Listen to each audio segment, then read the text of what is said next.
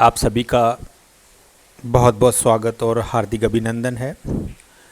श्री गोविंद गुरु राजकीय महाविद्यालय के अधिकृत यूट्यूब चैनल में मैं doctor Mahendra Kumar Meena, assistant professor राजनीति विज्ञान विभाग से आपका स्वागत और अभिनंदन करता हूं।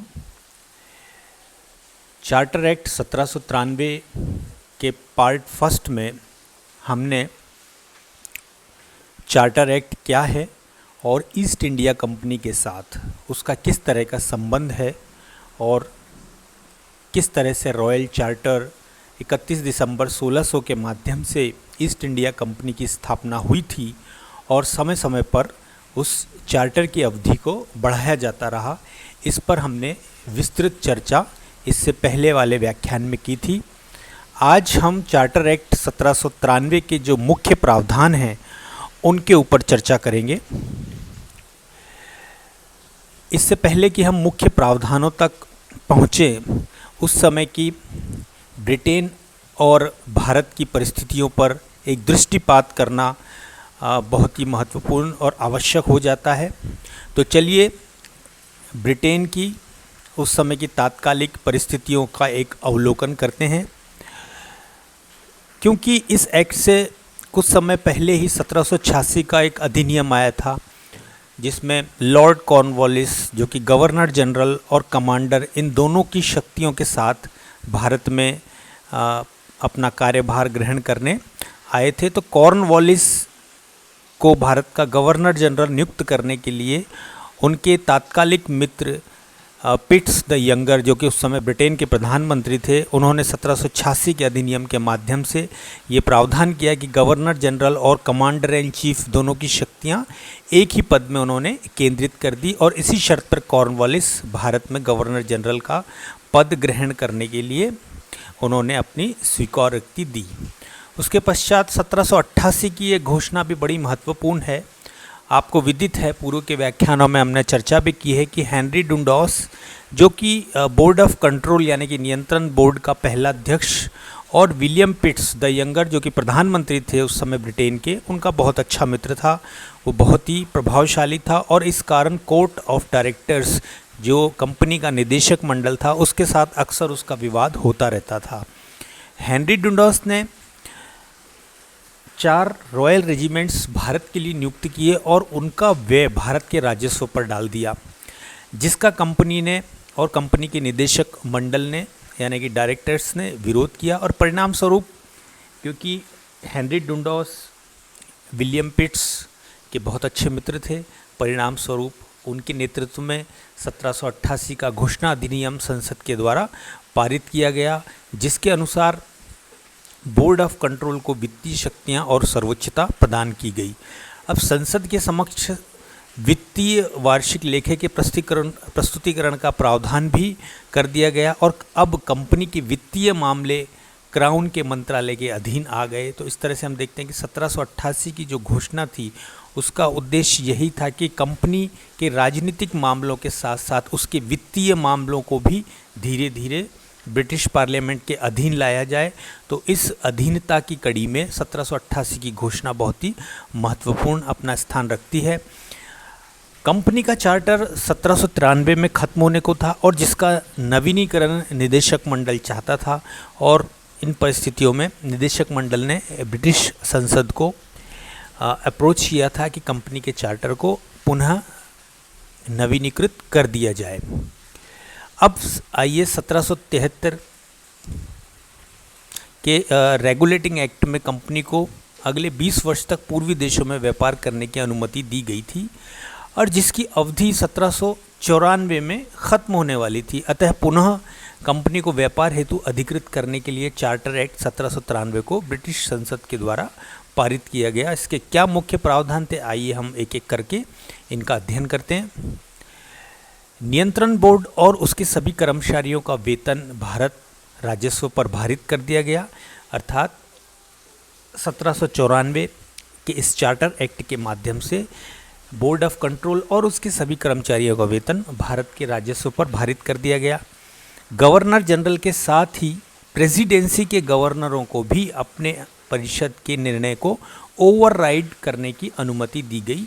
तो यहाँ पर एक स्पष्ट रूप से समझ लेना चाहिए कि 1786 में जब लॉर्ड कॉर्नवालिस ने भारत के गवर्नर जनरल का पद संभाला तो उसके साथ ये शर्त जुड़ी हुई थी कि उसे अपने निर्णय लागू करने में परिषद की मुश्किलात का सामना ना करने पड़े और परिषद उसके मामलों में रुकावट ना डाले। तो इस संदर्भ में यह स्पष्ट रूप से हमें समझ लेना चाहिए कि 1786 का जो संशोधन एक्ट था जिसके माध्यम से लॉर्ड कॉर्नवालिस के रूप में गवर्नर जनरल को अपनी परिषद के निर्णयों को उलटकर अपने निर्णय लागू करने की अधिकार दिया गया था, लेकिन ये अधिकार सभी मामलों में नहीं था। खासतौर से युद्ध, शांति और कानून व्यवस्था से संबंधित जितने विषय थे उन मामलों में गवर्नर जनरल ये शक्ति रखता था। अब 1793 के इस एक्ट के माध्यम से ये जो शक्ति थी ये प्रेसिडेंसीज़ के गवर्नरों को भी प्रदान कर दी गई। अब गवर्नर भी गवर्नर जनरल की तरह ही अपनी परिषद के निर्णयों को ओवरराइड कर सकते थे। इस चार्टर एक्ट के माध्यम से स्पष्ट रूप से कहा गया कि कंपनी के राजनीतिक कार्य ब्रिटिश सरकार की ओर से थे, अर्थात यहाँ पर पुनः इस बात को दोहराया गया कि ब्रिटिश संसद धीरे धीरे कंपनी के जो क्षेत्र अधिकार हैं भारत के अंतर्गत उनके ऊपर अपना नियंत्रण स्थापित करना प्रारंभ कर चुकी थी। और इसी क्रम में इस एक्ट के माध्यम से स्पष्ट कर दिया गया कि कंपनी के राजनीतिक कार्य मुख्य तौर से ब्रिटिश सरकार की ओर से ही माने जाने चाहिए। बंगाल से गवर्नर जनरल की अनुपस्थिति में, क्योंकि आपको विदित है कि गवर्नर जनरल का जो पद था बेसिकली वो बंगाल से संचालित होता था और उनकी अनुपस्थिति में वह अपने परिषद के असैनिक सदस्यों में से एक अस्थायी उपाध्यक्ष नियुक्त कर सकता था। तो ये अपने आप में बिल्कुल स्पष्ट है कि गवर्नर जनरल जब भी बंगाल के बाहर अपने किसी कार्य के लिए जाता था, चाहे वो अन्य प्रेसिडेंसीज़ हो, मद्रास हो या मुंबई हो, तो उस स्थिति में बंगाल की वो अपनी परिषद के असैनिक सदस्यों में से एक अस्थायी उपाध्यक्ष वो नियुक्त कर सकता था। इसके साथ ही ये प्रावधान भी किया गया कि जब गवर्नर जनरल किसी प्रेसिडेंसी के दौरे पर हो तो गवर्नर का पद भी गवर्नर जनरल का ही होगा। इसका बहुत साधारण सा अर्थ है कि गवर्नर जनरल जब भी अपने मातहत किसी प्रेसिडेंसी के दौरे पर हो तो वहाँ का जो गवर्नर का पद है वो भी गवर्नर जनरल का ही माना जाएगा, यानी कि उस समय वहाँ का सर्वोच्च अधिकारी गवर्नर जनरल ही होगा। अगले प्रावधान के क्रम में हम देखते हैं कि कंपनी के वरिष्ठ अधिकारियों यानी कि गवर्नर जनरल्स, गवर्नर्स और कमांडर इन चीफ को बिना अनुमति के भारत छोड़ने से रोक दिया गया था और अगर उन्होंने ऐसा किया तो उन्हें उनका ये इस्तीफ़ा माना जाएगा। ये प्रावधान भी चार्टर एक्ट 1793 में किया गया।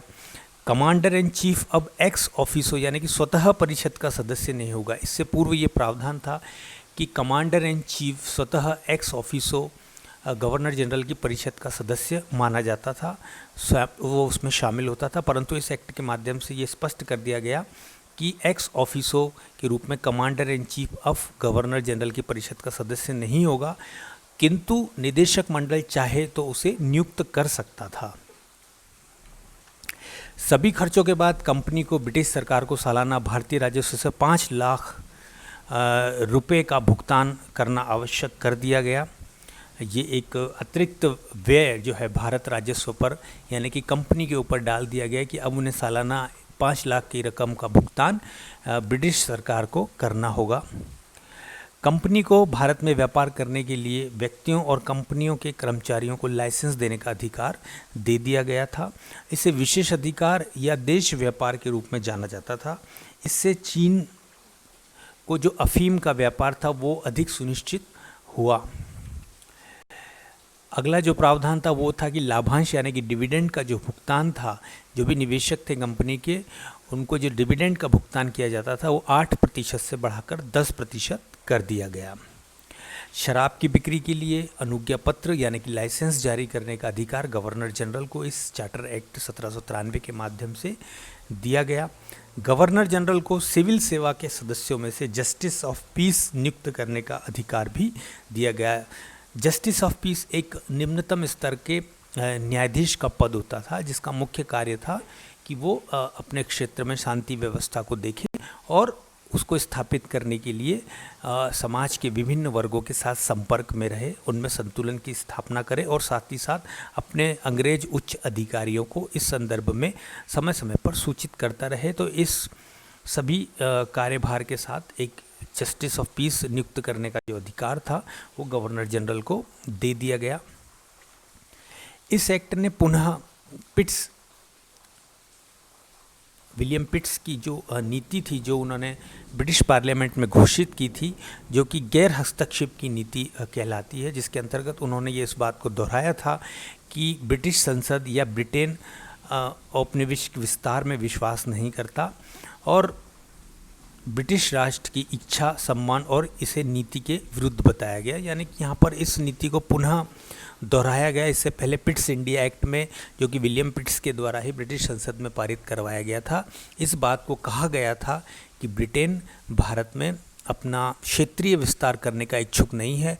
पुनः इसी नीति को इस चार्टर एक्ट 1793 में भी दोहराते हुए कहा गया कि ब्रिटिश राष्ट्र की इच्छा, सम्मान और नीति के ये विस्तारवादी नीति विरुद्ध है। इसको पुनः यहाँ पर दोहराया गया।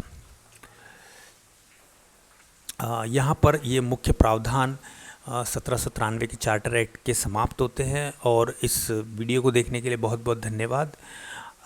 इसके अगले वीडियो में हम मिलते हैं 1813 के चार्टर एक्ट के माध्यम से।